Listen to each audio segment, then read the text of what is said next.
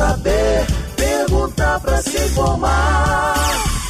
Relógio Entrevista está no ar. Olha, muitas crianças amam ir à escola, outras nem tanto. Mas, se você notou que o comportamento do seu filho mudou isso, pode ser um sinal de alerta. Para falar sobre este assunto, está na linha conosco, né? A psicopedagoga e uma das fundadoras do Instituto Neurosaber, Luciana Brits. Luciana Brits, muito bom dia, e é bom contar aqui com a Luciana, é bom contar com a profissional, né, psicopedagoga, né, para esclarecer, para detalhar mais sobre este assunto. Muito bom dia, Luciana. Bom dia, Kleber, a você e a todos os ouvintes. Luciana, é o seguinte, a criança gostava de ir para a escola e se comportar, enfim, esse comportamento de gostar de ir à escola mudou radicalmente. Isso pode ser um sinal de alerta?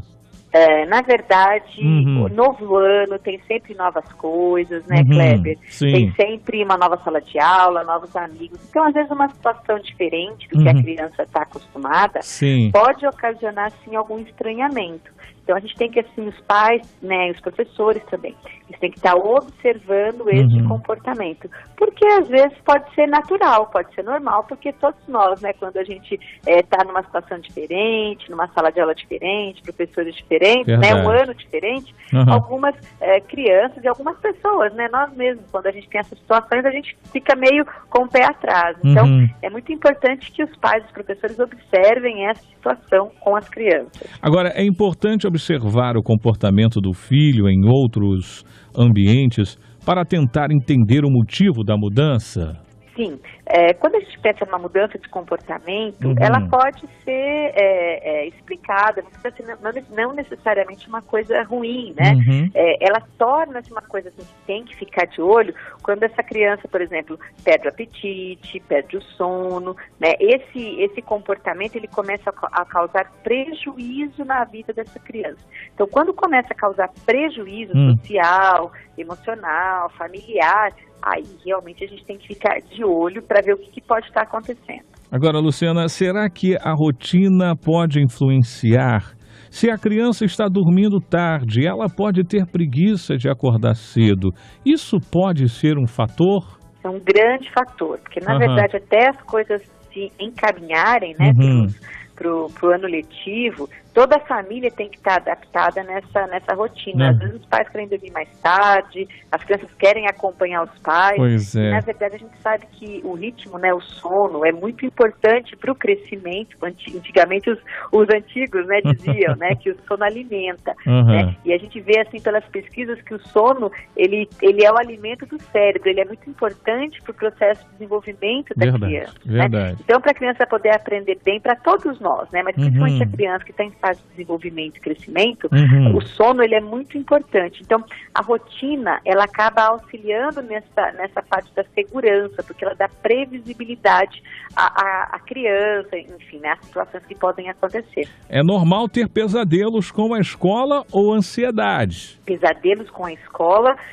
algumas crianças podem, por conta desse início, né, de ano e tal, sonhar e tal, mas pesadelo é uma coisa que deve chamar atenção, porque não é uma coisa que não é para ser uma coisa repetitiva e de repente a criança pode causar medo, pode causar ansiedade. Então é importante entender assim, o porquê desse pesadelo, se de repente a criança brincou muito, ou ela brigou com um amiguinho. Então às vezes pode ter sido uma situação pontual. Agora, se isso torna-se uma situação sistemática, tem que ser visto com mais cautela.